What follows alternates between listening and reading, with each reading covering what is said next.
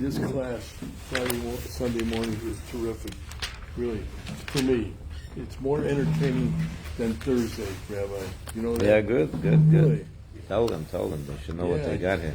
Yeah, I can tell everybody to come. Okay, so this week's portion we're going to do the weekly parsha, as we do every Sunday morning. Myron, you need a yam? Oh, you have? Let's get you a real yarmulke.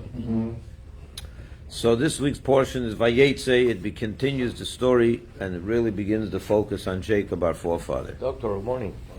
Oh, good morning, Derek. Jacob, our forefather, was the third of the three fathers, Avram, and then Yitzchak, and then now we're talking about Jacob. Jacob, if you remember, this week's portion continues and where we left off yesterday's portion, which tells the story of the two brothers. Jacob had a brother Esau. They were born to Isaac and Rebekah. Esau was a troublemaker, not a good kid, not a good man. Yaakov was a holy man, a good person. And what happened was, Esau was born first. So he was the firstborn. But Yaakov bought from Esau the right to the firstborn, the birthright. And as such, at the end of Yitzchak's life, when he was ready to bestow the blessings that would be the legacy of the Jewish people, those blessings carried the legacy of the Jewish people. In other words, whoever received those blessings received the blessing of the Jewish people.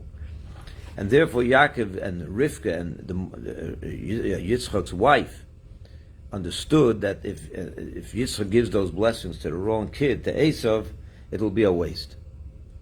So she convinced Yaakov to get dressed in the clothing of Esau and go and present himself to his father as the older brother and receive the blessing. And Yaakov did this. And he outsmarted, so to say, Esau and his father, and he got the blessings. But when Esau found out about this, he developed a tremendous hatred to his brother. And as a result, Yaakov was forced to flee, to run away from the home, from Israel, to be far away from his brother Esau, because Esau planned to kill him. So this week's portion, we begin today talking about Yaakov's departure from the land of Israel, and he's going to now go to a place called Haran, which is the place of residence of his mother's brother Lavan, his uncle. So that's how the Torah portion opens up, that Yaakov left and he went to Haran. Rabbi, what country is that today? Syria. Syria, yeah. Okay. On the way to Haran, I'm going to give you a quick synopsis of the portion, then we'll zero in on one thing. On the way off to Haran, he stops off at the Mount of Moriah, which is the Temple Mount. He goes and sleeps there. He lays down to rest. And over there he has a dream. And in the dream, angels came up and down a ladder. There was a ladder. He saw a ladder in his dream. Angels were going down and up and down. And he saw suddenly God standing over him. And he said to him, he gave him this magnificent, all-important promise. and he told him that this land, I'm going to give it to you, and your children will be as the dust of the earth. That's how many they'll be, like the earth, and they'll be spread all corners of the world. And I promise you, I'll be with you wherever you go, and I will protect you, and I will make sure that what I promise you is going to be done. Yaakov wakes up from this dream. He's all overwhelmed by it. He realizes he's sleeping on sacred ground. He didn't realize this was the place of the mountain where the temple would be eventually built. And he erects an altar. He brings an offering there. And he pours oil on it, and he makes a promise to Hashem himself. And he says that if God will be with me and give me bread and give me clothing, give me what I need, I will then totally be... I'll give every 10% of everything I have, he tells him. And he basically says, I'll do your work. I'll be committed, totally committed to Hashem. Now it's time to him to move on, and he goes to this distant place called Choron. He goes, where does he go? He doesn't know, he doesn't have an address. So he goes to the well. Isn't that where every one of our forefathers, you had a problem, you go to the well. That's where everyone gathers. Goes to the well, he meets over there some shepherds, they're sitting around doing nothing. He asks them, who are you? Do you know my uncle? He said, we know him very well. Where is he? How's he doing? He's doing fine. And as they're talking to him, his first cousin Rachel appears with the sheep. She's coming to draw water for the sheep. And he sees her, and he's very overwhelmed with emotion, and he kisses her, and he's very happy to be with his cousin, with his family. And she brings him to the house and tells him, Yaakov, our first cousin, is here. Love and welcomes him. First of all, he runs out to him, and he kisses him, he hugs him. It's interesting. The sages tell us that this hug and this kiss was not meant to be friendly. He was actually trying to feel him out to see what kind, if he has some jewels and some money in his pockets, he hugs him, tapping around. He kissed him in his mouth to see maybe he hit some jewels in his mouth, to give him, gold piece. That's what it says, yeah. And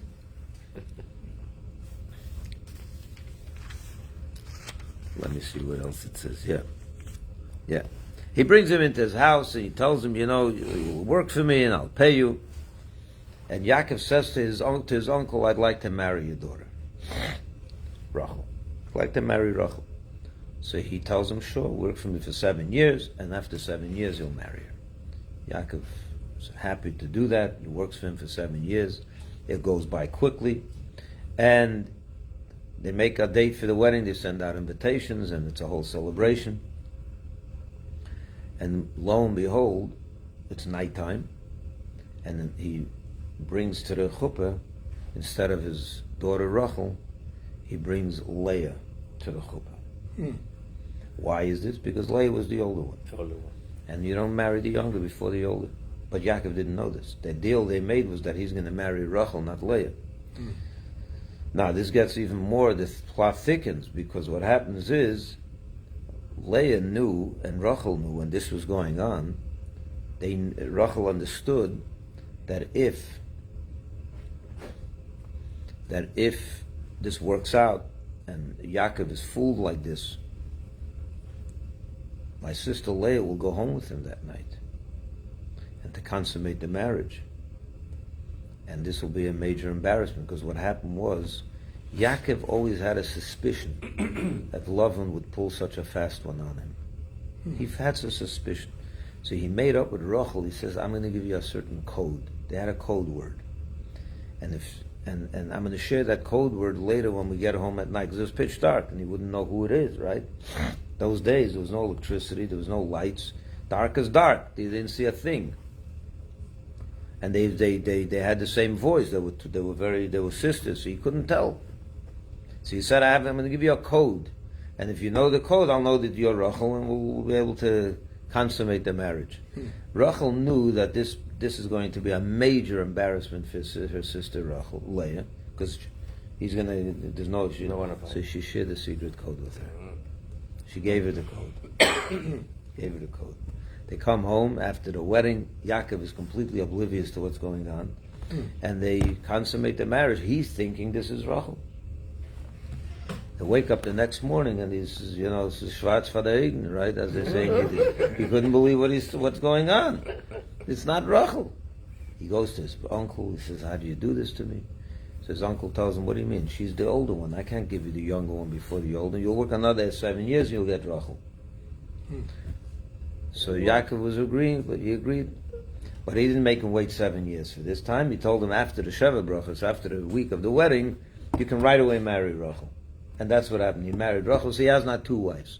Leah and Rachel. He marries the two sisters. This is an unbelievable story, which, by the way, this is some of the reasons why we have our rituals. Some of the rituals that we have by a Jewish chuppah is because of this. There's a mitzvah or a minhag, a custom that a groom goes over to his bride before the chuppah and does what they call he veils the bride. What's the point? A bride has to be veiled. by the chuppah. Okay, we can talk about why that is in a minute. But before he veils her, he has to see, is this me? Her? Okay, now I can veil you. He has to go over and check out to see if this is actually his wife. He has to be the one to do it. She can't just show up veiled. We don't do that. That mistake is not happening more than once. Anyway. I liked it. That's an old expression. Now we have the light. And love is blind. That's Love is what an old blind, saying. Now we have the flashlight. Love is blind. Not so blind, right? Didn't work out that well back then. Anyway, so he loved Rachel very much. And more than Leah, let's be honest about it. Rachel was the one that he really wanted to marry. She was like, came through the back door, so to say. So the love was there to Rachel. That was his main wife. But because God saw that Rachel was the loved one, and Leah was the one that was not so loved, so God had mercy on Leah. So God opened up her womb, and she started having children with Yaakov. She has one child, Reuven, then another one, Shimon, then Levi, a fourth, Yehuda. And after Yehuda, she stopped giving birth. Now, all this time, Rachel was barren. She's not having any children, and she was just heartbroken. So she decided, you know what, I have my maidservant. Her name is Bilhah. Let me give Bilhah to Yaakov. And that will be like as if I have children. If he'll have children with my maidservant, I'll raise that child, will be like mine. And she does that. So Yaakov now marries Bilhah, a third wife. And he has 2 children with him. Right? Then Leah saw that it worked for Rachel, that the maidservant, had children with him. She said, let me give my maidservant to Yaakov as well, Zilpah. So he marries now a 4th woman. And he has 2 children with her. It's going great. It's going great. Yaakov's a hell of a guy, huh? So it was going very well for him. He has now 8 children. And lo and behold, as a result of that, Leah becomes pregnant again, and she has another 2 children. So Leah has 6 of the 12. Well, right now it's 10. Meanwhile, he has 10. He'll eventually have 12 tribes. And she alone, this one wife, has 6 of the 12. Bilhah has 2, and Zilpah has 2, is 10. And Rachel is still not yet blessed with children. And because of this, you can imagine the atmosphere in the home, and there was this terrible feeling between the wives. Eventually, Leah has a 7th child, but this one, this time, I'm sorry, this time it's a girl, and her name is Dinah. So that's. So you had 6 boys and a girl? 10. No, 10. I mean, but 6 boys and a girl. 6 boys and a girl? Leah has 6 boys and a girl. Yeah. Rachel has none. Right. Bilhah has 2 boys, and Zilpah has 2 boys. Now Hashem finally remembers Rachel, and He opens up her womb, and she finally gets pregnant, and she has a child. She calls him the famous biblical Joseph. That's the famous Joseph, who will later become the king of Egypt. We'll talk, that'll come later in the story. But she is overjoyed, as you can imagine. And after Joseph was born, he decided, Yaakov decided it's time for me to go home. It's time for me to make a life of my own. I lived enough by my father-in-law. He's been this thief anyway. He's not the most honest guy in the world. It's time for me to get out of here and go back to Israel. He wants to go back home. He's been away from his mother and father. The whole reason he's here is altogether because his brother wants to kill him. He says, now 20 years later, it's time for me to go home. So he tells his father-in-law, I want to go home. So he tells him, sure. But I have to pay, he makes a deal what he's going to pay him for all the work that he did. It's a whole story in this portion with the sheep. And he pays him with sheep. And the amount of sheep that he gets, that are born in his, Yaakov did a whole scheme of the sheep that they made a deal, him and Lavan, that any pimpled and dimpled and whatever you call it, sheep, speckled, and sheep that have speckled spots will be Jacob's, and the ones that are not clear are Joseph's. I'm sorry, our loved ones, Laban. Yaakov does a whole thing how to create that the sheep that are born should be speckled, and he became a multi-millionaire from this. He became very, very wealthy, and Lavan didn't like to see this because he didn't expect that to happen. So he told him, he fooled him, and he told him it was all back and forth. And basically, Yaakov had enough of him, and he gathers his wives, Rachel and Leah, and says, I really want to leave and go back to Israel. I'm not getting along with your father-in-law. He fooled me 10 times. He changes the conditions every time. 10 times he changed the conditions of the employment and the payment and so on. He said, it's time for me to leave. They said, we're going with you. No problem. We support you fully. He wakes up in the middle of the night and doesn't tell his father-in-law anything. He packs up and leaves. When Lavan wakes up in the morning, finds out what happened, he pursues him and he catches up to him. And he said, what you do, God comes to him in the middle of the night to Lavan and say, you don't touch him. In the morning, you don't lay a hand on him and don't do anything. Because Lavan wanted to destroy Yaakov and take all his kids and put an end to him. And what happened was, before they left, Rachel, who knew that her father was an idol worshiper, she said, this is my chance to get all the idols out of the house. She took all the idols with her and left. She intended to get rid of them. When her father came, he said, who stole my idols, my gods? And they all denied it. And Yaakov didn't know that she took them. So Yaakov put a curse. He says, he was so sure that it wasn't him or anyone in his family that he said, the person that took your idol should die. Not knowing that his own beloved wife Rachel did it. He was so sure that didn't happen. And as a result of that curse, she actually died on the way to Israel, on the way in Israel, on the road, and she was buried in Bethlehem. We'll learn about that next week. But that's why she died young. And he ends up leaving. They make a deal between them. They make a covenant. They won't harm each other. They'll be friends. They'll live. He'll go to Israel. He'll go back to where he came from, Lavan, and they made peace in that way. It was a cold peace. It was a cold peace, but it was a peace. Yaakov arrives back to Israel, and that's how the story of this week's Torah portion ends. That's the gist of the portion. Was that a pretty common thing back then to have many wives? Yeah. It was. Oh. Did Rachel? But what's not common is to marry sisters. And Yaakov married 2 sisters plus another 2 sisters, because Bilhah and Zilpah, the 2 maidservants, were also servants. So what were about also Abraham, sisters. Rabbi? Did he have many wives? He had 2. 2 wives. And they were cousins. Okay to marry cousins? Yeah, cousins, no problem. So he Did they married do? Sarah. And what was the other wife's name of Abraham? Sarah and who? Hagar. Who? Hagar. Hagar? Okay. So let me now, having told this story, let me zero in on one important teaching in this portion. So the question that I want to address today is as follows. We know that the Torah was not given yet at this point.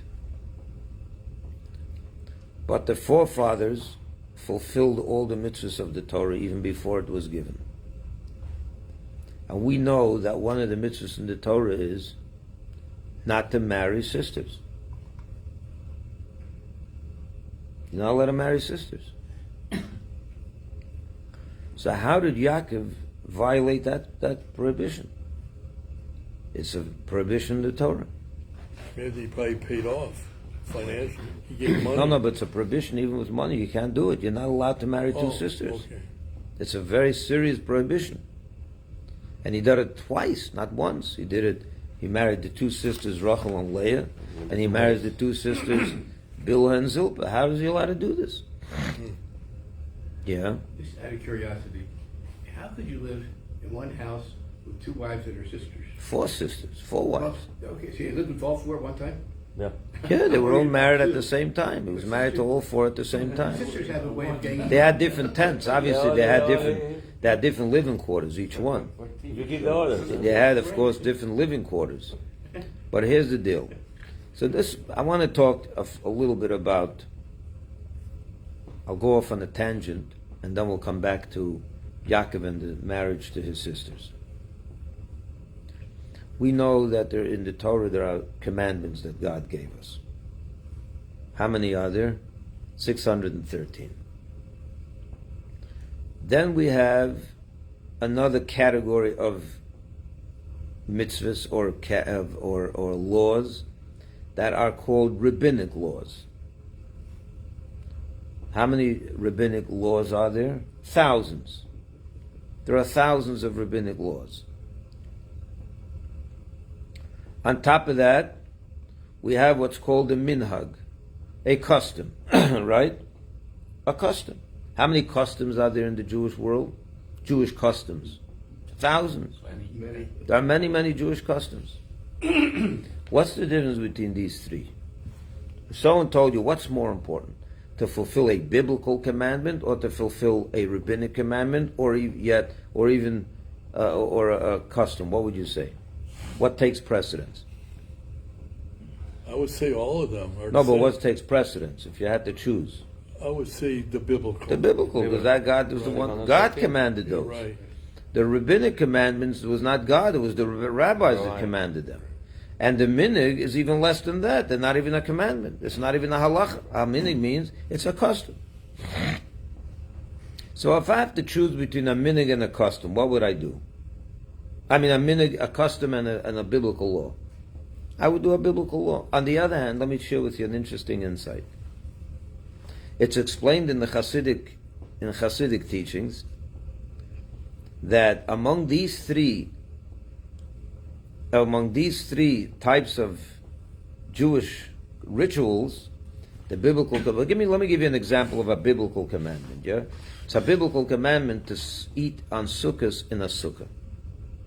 It's a biblical commandment not to lie.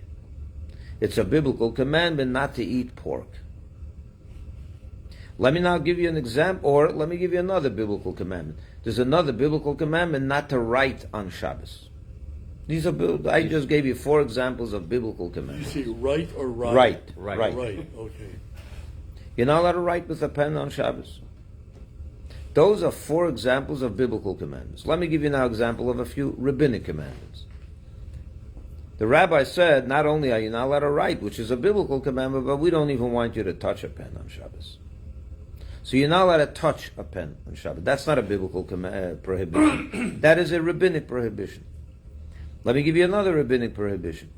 On the biblical level, you're not allowed to eat meat with milk together, right? A mixture of milk and meat. The rabbi stepped in and said, we don't even want you to eat chicken and milk together. On the biblical level, chicken is not meat. There's nowhere in the Torah that say you're not allowed to eat chicken together with a glass of milk. But the rabbi said no chicken and milk either. Because it looks like milk, it looks like meat. We don't want you to do it. And there are many, many, many such things. Let me give you now examples of a minhag, of a custom, Jewish customs. Can you think of any Jewish customs? Well, lighting a candle on Shabbos. That's not a custom. That's a rabbinic law. That's a law, a rabbinic law, biblical. but not biblical. You're right. That's an example of a rabbinic law to light Shabbos candles every Friday afternoon before Shabbos. What's a minhag?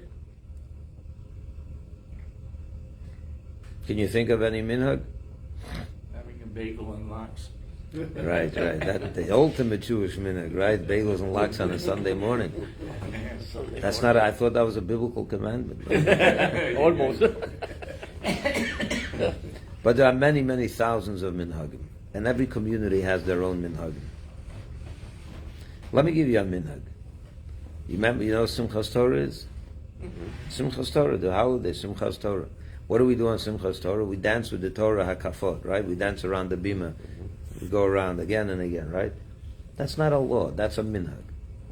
It's a custom. I can give you thousands of minhags. Now, Like also throwing candy. on a chassan, Why is that? throwing candy on a bar mitzvah boy, on What a is that groom. symbolic of? Just shower him with sweets Oh, for okay. his life. Those are all minhags. Those are all Jewish customs. So let me share with you an interesting take on the concept of a minhag. The three different categories of things we do: biblical commandments, rabbinic commandments, and customs. We said before that you would think that the biblical commandment as on the hierarchy, on the pyramid, would be on the top, right? And then you go there. But it says in the Hasidic, we're taught in Hasidic thought, that on a deeper level, minhag is deeper than is deeper than the rabbinic laws, and the rabbinic laws are even deeper than the biblical laws. Why? Let me explain. And for this, I want to explain it I'll give you the example of a marriage. I like to use marriage as an example for a lot of things. So I'll use it today as well. So in a marriage, you also have these three things. There are things your wife tells you, I don't want you to do, or I do want you to do. Right? Let's say she tells you, I want you to clean the kitchen today instead of me.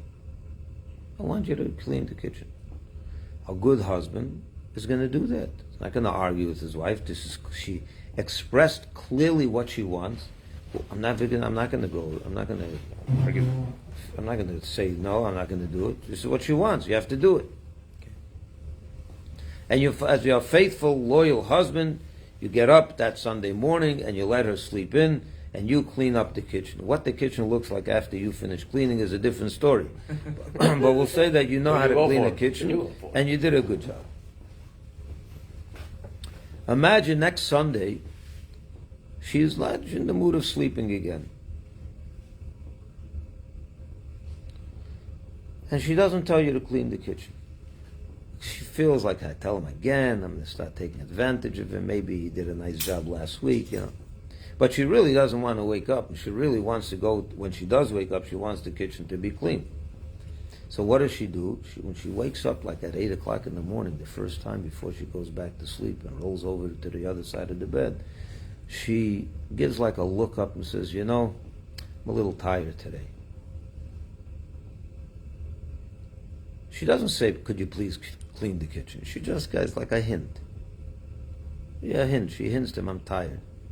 Now, a faithful, good husband is going to realize, she's tired. Well, she's telling me something. She's not just telling me she's tired.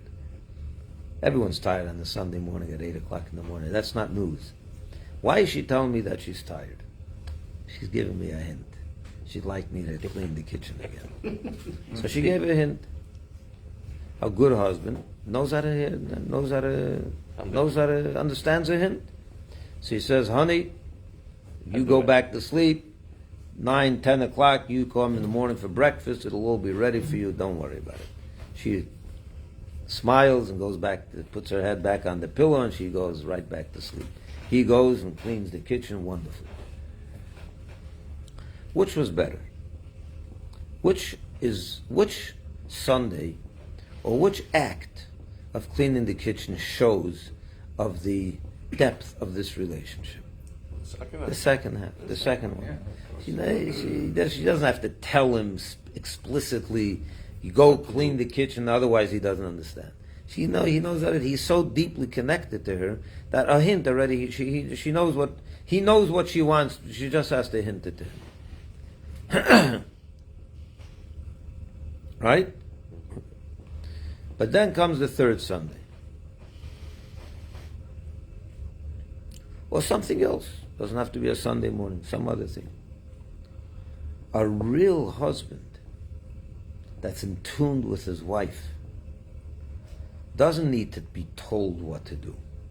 He doesn't even need a hint. He knows what she wants. Without even a smirk with the eye, he knows exactly what makes her happy, and he goes and does it. He doesn't need to be told. He doesn't even need to be hinted. That's a real husband. That's a real connection. That's a real relationship. We don't need to be told.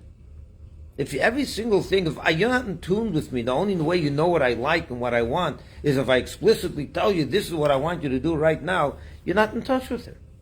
You're not in tune with her. You're in two different worlds. In order to get him to move and do what she wants, She always has to take a bullhorn and say, hey, hello, this is what I want. It's not a relationship. There's something wrong there. Or even if she has to keep hinting to him. I'm married to you for 10, 15 years already. You don't know what I like. You have to be told. You have to be hinted even. A husband that's real, that's really in tune with his wife, at some point he doesn't need no hints anymore. One second. He doesn't need a hint. Now let's apply that to God and the Jewish people.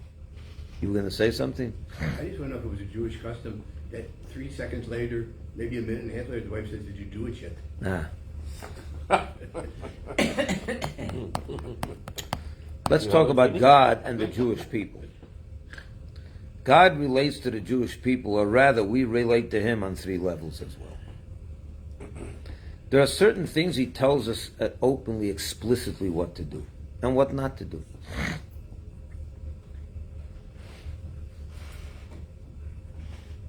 What does He tell us to do? 613 things. 613 commandments. He tells us, this is what I want you to do. It's like the woman that tells her husband, I want you to go make me breakfast today and clean the kitchen. And she has to tell him also, what, I don't want you to move this and this. Tells her a whole list of things that for the house. What do you say? That's important. And if your wife tells you to do something or to stay away from doing something, you don't do it. You do it or you don't do it. Right? You follow orders. You follow what she wants. If you're a normal mensch, you're a normal person. But then there are the rabbinic mitzvahs. What are the rabbinic mitzvahs? How did the rabbis know to make these laws? Hashem said, I don't want you to write on Shabbos, right? Let's take that for as an example. He says, I don't want you to write. That's a biblical commandment, an open, explicit command. But the rabbi sat and said, he says not to write, but he's hinting to us, he doesn't even want us to touch this. We know that he really doesn't want us to touch it either. He didn't say it, but we know it. When he says he doesn't want us to write on Shabbos, he's hinting already, just stay away from the whole thing of touching pens, and examples like that. So the rabbinic mitzvahs are God's hint. The rabbis got the hint and told us. The rabbis got the hint and said he didn't say it, but we inferred it from an extra word. And how do the rabbis' laws, the rabbinic laws, where are they all inferred from? An extra letter in the Torah and a missing letter. We learn so many different laws from the way God wrote the Torah. So he didn't explicitly say it, but he hinted it. He left out a letter, he put in an extra letter. The rabbi sat down and said, he's hinting to us all these things. They got the hint. What does that show you?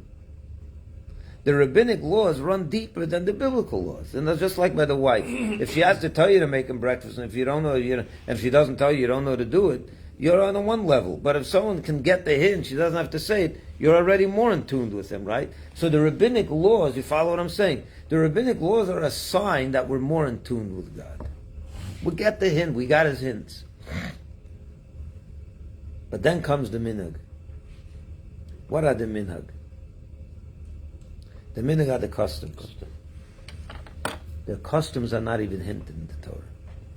Nowhere in the Torah is it hinted that you should throw candies on a groom before his wedding. There's no such a custom. Nowhere in the Torah is it hinted that you should dance with the Torah and Simchas Torah. There's no hint. But a Jew is so, but does God want us to dance with the Torah and Simchas Torah? He does. How do we know it? He didn't say it, and he didn't even hint it. It's not even a rabbinical law, which are all hints, right? They got the hint. This is not even a hint. How do you know that God wants us to dance with the Torah? It's because we're so in tune with Him. We're so deeply connected to God that we know what He wants without as much as Him telling it or even hinting it to us. We know we're married to Him. We know what He likes. We're married to Him enough time to know He likes this, He doesn't like that. He doesn't have to tell us. He doesn't even have to hint us. We picked it up by just knowing Him. Just being married to Him for all these years. We know exactly what He likes. And that's what all the thousands and thousands of customs are. God doesn't have to say it. He doesn't even have to hint it. We picked it up. We know exactly what He likes. So that minhag are those things that we do that prove how deeply in tune we are with God. So which one is more important? So when you see a Jew putting on tefillin,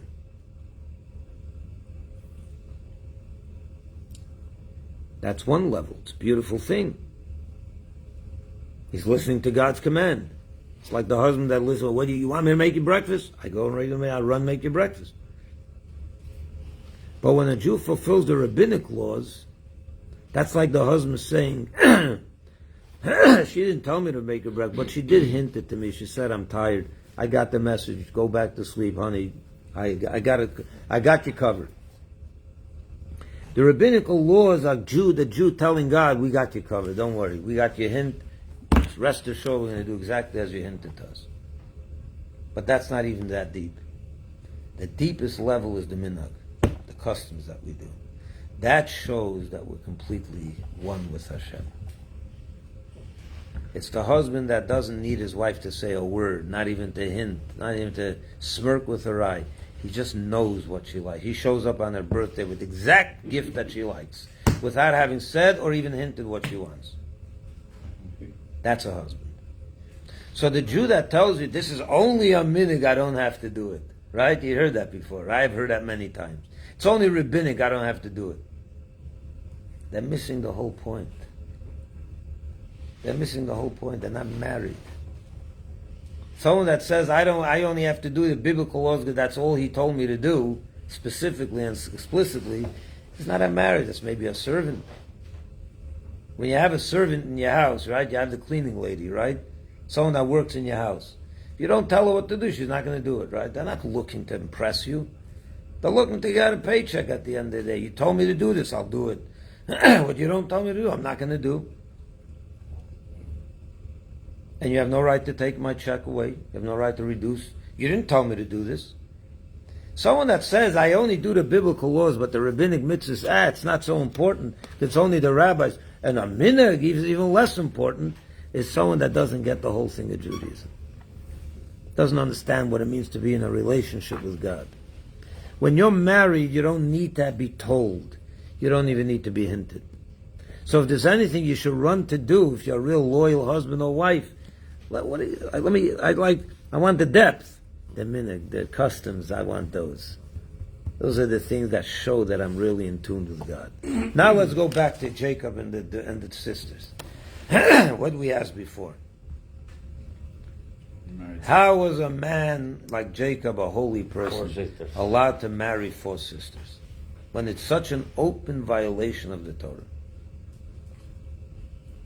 Now you can answer he didn't. It was before the Torah was given, but that doesn't answer it, because we know that the sages, the fathers, Abraham, Isaac, and Jacob, fulfilled all the mitzvahs even before it was given. So what kind of excuse did he have to marry them with his sisters? He wasn't allowed. But here comes an interesting thing. Let's go back to the customs, the rabbinic laws, and the biblical laws. I said till now that if you have, on the hierarchy of these mitzvahs, from one perspective, let's go back to a married man and his wife, right? Someone's looking at you. You have a guest there for a week, and he watches you and your husband, your wife, right? And he sees the husband making breakfast on a Sunday morning, cleaning the kitchen. He says, wow, this is a very nice, loyal husband. Right? He does exactly what his wife told him to do. Right? Beautiful thing. And we said that if he does it, even if he understood her hint, it's even deeper. And if he didn't even have to hint, it's even deeper. But what happens if, when you, in our relationship with God, if you have a biblical law that's now a contradiction to the custom or to a rabbinic law, you have to choose one or the other. You can't do both. Which one do you have to choose? Which one should you choose? Rabbinical. Biblical, in other words, if you have a biblical law and you have a rabbinic law that you can't fulfill both, you have to choose one or the other. Which one should you choose? The biblical. The biblical law. Why? That's the one that God explicitly said, I want you to do it. You can't say, well, I'd rather do the rabbinic law and violate what he said. Got it? Even though we said that their customs and the rabbinic laws show and prove that your relationship is even deeper than when you just fulfill the biblical laws. But when you have to choose between them, and you can't do both because they're in contradiction with each other, and I'll give you an example in a moment, then you have to choose the biblical law. Were there any biblical laws before the Torah was given? In Jacob's time, were there any biblical laws given? There were 7 biblical laws. You know which one they were? The 7 laws that were given to all mankind, to Noah, after the flood.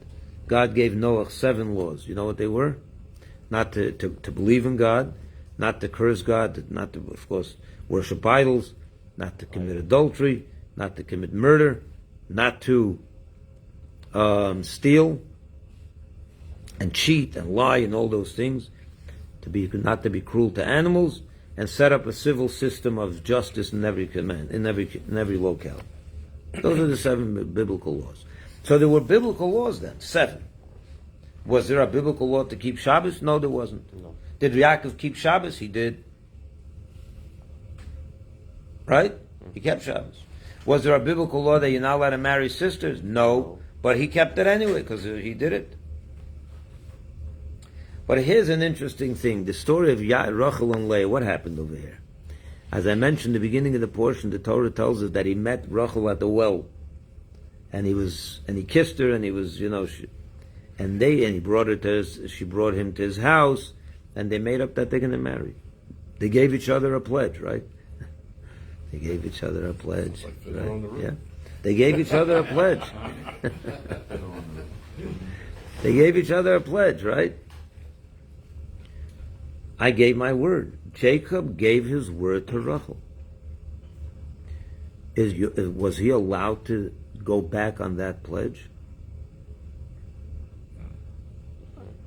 He wasn't. Normally, you're not allowed to tell someone I'm going to do something and not do it. That's a lie. You're being just untruthful. That's one of the 7 Noahide laws. You're not allowed to cheat, lie, and things like that. That's a biblical law. That was a biblical law. Not to marry sisters at that juncture after the Torah was given, that also became a biblical law. But before the Torah was given, not to marry sisters, at what level was it? A custom. He took it upon himself as a religious stringency, an extra stringency. He took it upon, like a minhag. Like I take on certain customs. It's not a biblical commandment. God didn't tell me to do it. It's not even a rabbinic. He didn't even hint it. At that point, there wasn't even a hint against this. It was Yaakov's own personal minhag that he took upon himself, his own religiosity. And many Jews have religious stringencies that they take upon themselves. All the time. I have my own religious stringencies that I take upon myself. Rabbi, can I ask you a couple questions? 1 second. Let me just finish this and then you ask. Of course you can ask. I don't want to lose the train of thought here. No, fine. I'm sorry. So he goes ahead. So he has to make a choice now. On the one hand, on the biblical level, I owe this to Rachel. I made a promise to her. And if I violate that promise, I violated one of the 7 Noahide laws. But then I have my own stringency that I took upon myself that tells me I'm not allowed to marry her. Because I took it upon myself not to marry sisters. Which was a biblical law, but that was post-Sinai. But he took it upon himself before Sinai, to even fulfill everything even before. But that was at the level of a custom. It shows it definitely shows that Jacob was deeply in tune with God. He took upon himself everything that God would eventually want. Could you imagine? What a man that was. But now he had to say to himself like this, I have now a choice to make. I can't fulfill both. Because if I fulfill my stringency not to marry sisters, I'll be a liar. If I don't want to be a liar and fulfill my commitment to her, I give up on my stringency. What do you do in a case like that? What do you do in a case like that? Don't lie. You gotta commit. You have to fulfill the biblical commandment. Imagine today someone says the putting on tefillin is in contradiction with a religious stringency that I took upon myself. You're going to say, no, you should do your stringency and give up tefillin? Of course not. Tefillin is a biblical law. The same thing with Jacob and Rachel and Leah. If he would have told Rachel, I'm sorry, but I can't marry sisters, he would be in line with his religious stringency, but it would be in the face of a biblical sin, not to lie. In that case, he had no choice. You have to forego your stringency, as deep as as important as a minhag is, but you got to stick to the biblical law. And that's why he had no choice. He had to marry her, because otherwise he would be violating a biblical law. So you have two interesting sides here. On the one hand, we're saying that the stringencies or the minhag and the rabbinic law run deeper in the relationship than even the biblical laws. But when you have to choose between them, the biblical law is on the top. That's God's command. He told you specifically what he wants. Imagine your wife tells you, I want you to clean the kitchen today. And you say, I'm not going to do that, but what I'm going to do out, I think I know what she likes for a gift. I'm going to go instead and buy her a gift that she never told me to buy her, but I think she likes it. Which one what would you say? She told you specifically she wants you to do this. You got to do that first. That's the first thing you do. Something she expressed explicitly, that comes first. By the way, the women listening, it goes the other way around also. Sideways. You had a question. Go ahead. Couple questions. Jacob had 4 wives. Yes. So he created the other expression, not only love is blind, but room service. He went from one room to the other. But just to get serious for a minute, when I say in your religion or in the Hasidic religion, you match up marriages, correct? What does that mean, match That up means marriage? that No, it's not correct. no. In other words, what happens in the Hasidic world, in the Orthodox Jewish world, it's an introduction. Someone makes an introduction. Let me take my son. He's engaged now, right? How did that happen? I'll give you the whole. I'll give you the long and short end of it. I got a call from a lady that matches people up, introduces people. Mm-hmm. Matchmaker. A matchmaker, as you want to call it. And said, this girl is a wonderful. I know this family. They'd like for your son to meet their daughter. Okay. I do my little research myself. Just give me the name, send me a resume of who she is, let me look into her. I do my little research for a week or whatever. I try to find out as much as I can find out about her. Very serious, thorough research, because I know the family, I know her values, I know she's a religious girl. That's easy enough, that I know. But to find out a little more about her, once I find out that I think it could be a match, then I tell my son Mendel, go out with her. Go meet her. At that point, it's only the two of them that take over. They have to be there. It's completely theirs. But you know what I mean, Rabbi. It's not like meeting my wife and meeting her a year ago and we dated and so forth. It's a different world. No, it isn't. It's the same exact thing. But let me explain. No, I'll explain. Yeah. Once they made the introduction and the parents filtered out all the stuff they need to filter out. In other words, I got a lot of introductions for him. And I said no to many of them. I don't want him to meet her because I don't think it's a match. But this one I said, I think it could be a match. And there were other few that I also told him, go meet them. And it didn't work out. He didn't want her. He decided it's not for me. This wasn't the first girl we met. But hold on. Once they go out and meet, it's up to them completely. If they don't like each other, they're not going to continue. So what's the so is that someone set up this marriage? You can say they set up the introduction, right? But once they went out and met, it's a regular dating process, like by anyone else. When did it change? You're talking about Yaakov with 4 wives, and when did it stop that we shouldn't marry more than one person? Right. 1,000 years ago. Okay. Also, not to touch each other either. When did that start, Rabbi? What do you mean when not to? When, Well, today, sexually, I'm talking about the boy and the girl. They don't have sex or kiss until they get married. yeah, that never changed. That's the way it always was. It was always like that, but not in the days when he had 4 wives. Why not? I mean, I'm Married to sure. them. Huh? He was married to them. them. So. No, but he kissed the lady at the well Oh, that's before what he you got mean. married. Oh. I mean, now in the Hasidim religion, they don't Yeah. touch. Right, right. That's different. And why is it also, Rabbi? These are questions that I think, like when I first met your wife, I went to shake hands with her, and she says no. When did that start, Rabbi? Also back then, over many, many, many years ago.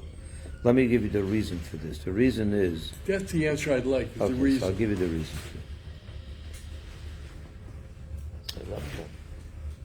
Their feelings. The genders, male and female, there's an electricity that is very strong between them. And obviously the Torah is very clear about marriage, that a person is allowed to be with only his wife. Intimacy is between husband and wife. So they put a lot of let's call it guardrails, so to say, right, between the genders, so that it doesn't lead to a sin. So what did they say? You're not allowed to touch someone that's not your wife, that's not your family, because touching is also already something that leads to the next thing, right? Kiss, whatever. These are intimate gestures, they're not so these things can lead to worse. So who created these laws? The Torah created these laws. Was it God told? Yes, God told many of these laws to Moses, and the rabbis also put in certain guardrails, like they do with everything else. Like I gave you the example on Shabbos, not to touch a pen because they're afraid if you hand it in your hand, the next thing you do by mistake, even you're going to write with Do you it. mind if I ask you a sensitive One second, I just question? want to answer this Okay. question. So they put certain restrictions not to even seclude yourself with the woman you're not allowed to be with. You're not allowed to be in a house, in a room, alone, if it's locked with another woman that's not your wife, or your daughter, or your mother. You're not allowed. And that's true even in the secular world. It's inappropriate to be alone, secluded with someone else's, someone that's not your wife. No one's going to stay in a home overnight, in a house with someone else's, you know what I'm saying? That's not going to happen, even in the secular world. The religious Jews take it a step further. Don't even touch. Because what happens when you touch? Yeah, there's a certain thing that happens, there's a certain energy that's there, and that can lead to the next thing. And so they say, if you don't want it to end where it really shouldn't be, let's take a few steps back. And that also creates a certain holiness and a certain dignity to a person's intimate life, where everyone understands that this is the way it is. So that's about touching. You asked me about Yaakov. We can have, it's a little late, so I won't get into why Yaakov did kiss her at that point. But go ahead. What was your other question? What would happen if your son was to come home and say, I met a lady, and I really like her? How would you react to that, Rabbi? And I would like to bring her home for you to meet. Never happened, but if it happened, in other words, my son or one of my children would be on his own path, as you would say. He didn't exactly follow the path that our house is accustomed to. I would embrace him and bless him and tell him, this is what you want, this is who you like. I hope it's the right person, and it's your choice. It's your choice. Sure. You would tell him. What that. am I going to tell him? I mean, Well, he's not my 5-year-old. Religion is so powerful. He's not. It's not like he's doing any sin over here. 'Cause what's the sin?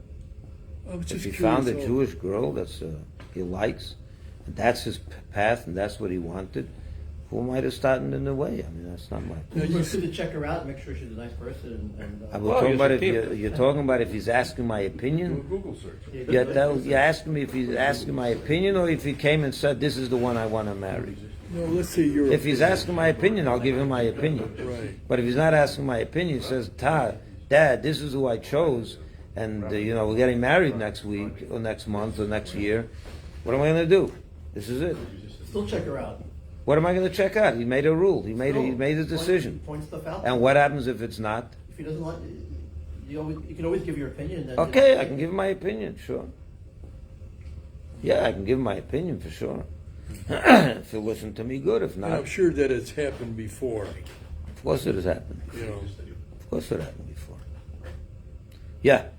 In your opinion, what would be the two or one primary reason why you should not marry sisters?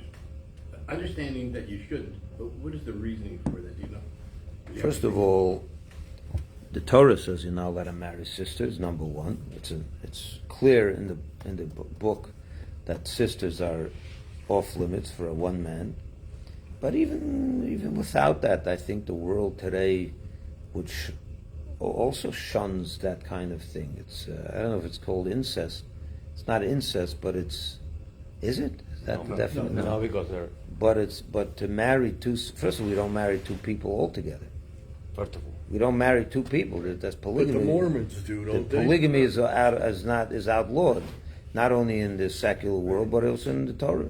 We don't know polygamy. But in the time that it was, two sisters was not permitted because the Torah said it's not permitted. And that's it. Yeah. What about this situation, Rabbi, where I've heard where a man's wife died and he ended up marrying his brother's wife? His brother's wife. Right. That means the brother died. Right. The brother That's died. in the Torah. That's Is what's that in called the the Torah? levirate marriage. Yeah. If she So dies is that childless. considered a Only if he mitzvah? dies childless. If someone has a brother who's child. married and the brother died without children, then the surviving brother marries the widow. Oh, see, now We don't do that. I know somebody That's a biblical law, but we don't do it anymore. whose brother died, married the sister, but she had two children from his brother, One and second, they one got second. married. What And happened? And I was told. One second, say that that's again. a traditional thing. Start again. Who died? Who was married? What's the circumstance? There were two brothers. One died. Yeah. The brother who died had two children. Yeah. The brother also wife died, and he ended up marrying the sister-in-law. Terrible. You're not allowed to do that. So that's not right. No, of course not. Once Okay. there's children, you're But not now allowed. children, that's it. If there's children, it's prohibited. Oh, okay. completely. I didn't know that the children was the. What you could do is, if someone's wife dies, and the wife has a sister, the man can marry the sister. That is permitted. Permitted. But not a sister-in-law. No. Sister-in-law, no. Oh. Okay. Anyway, so what's the lesson? And we'll finish with the lesson. The lesson is you can be super religious in your own life, but not on someone else's account. If Yaakov would have been super religious in his own life to fulfill all the biblical commandments even before they were given and not marry Rachel, what would be the result? He'd be a super religious guy, but he would have hurt her. She would be damaged. Of course. She would be hurt. And you have no right to hurt someone because you want to be super religious. So Yaakov said, I can't do this. I'm going to forego my extra religiosity here and not hurt my wife, who I Rachel, who I promised I'm going to marry. You could be super religious on your own account, not on someone else's. Over here, if you would be super religious, she would suffer. This You is have no very right. interesting. You have Rabbi. no right to do that. Right. You could be super religious and you should suffer, but not someone else.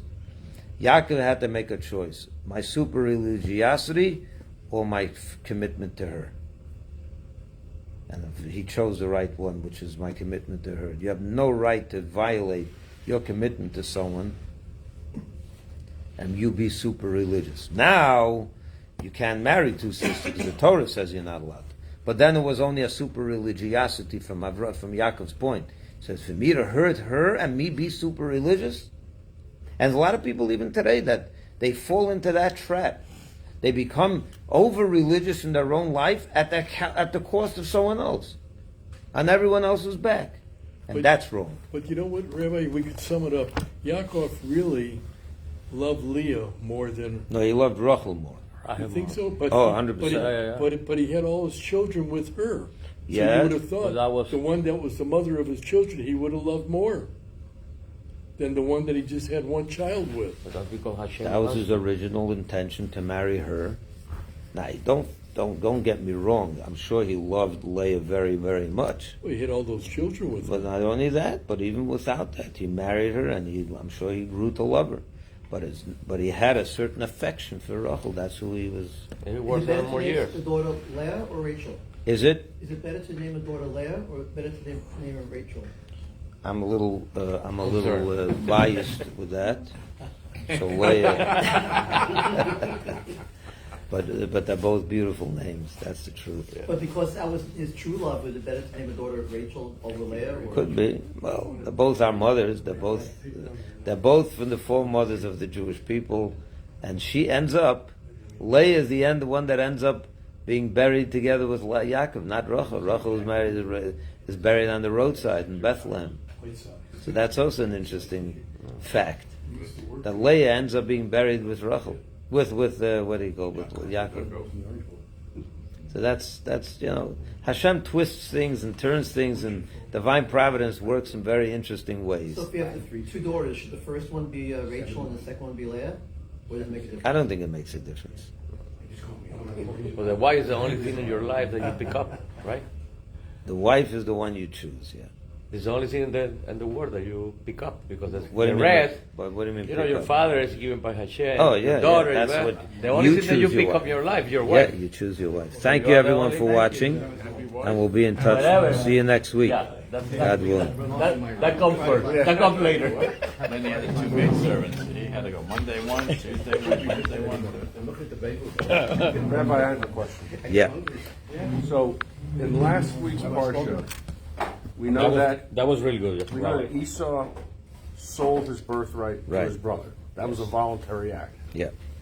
At the end of the parsha, when Esau finds out that Yaakov got the blessing, he says, "Is that why he was named Jacob? He ensnared me Right. twice." He says, "He took away my birthright." Right. But he really did not take away his birthright. You're right. He sold it. Well, it was a little sold it, interesting right. because Yaakov was making the soup, if you remember the story. Right. And he was hungry, you see. He saw it as he took advantage of me. You're right, I did sell it to him, but he took advantage. It's like when someone knows that you're desperate and he sells it to you for 50% more in the price. Yeah, you voluntarily accepted that, but you can go home saying, well, he took advantage of me. You know what I'm saying? Yeah. Quiet class.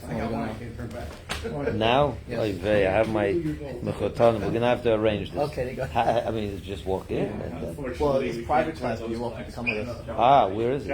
At your house? Right next to the stage. But this is karate. Karate. Okay, let me talk to you about it. Thank you, everyone. Be well, and we'll see you.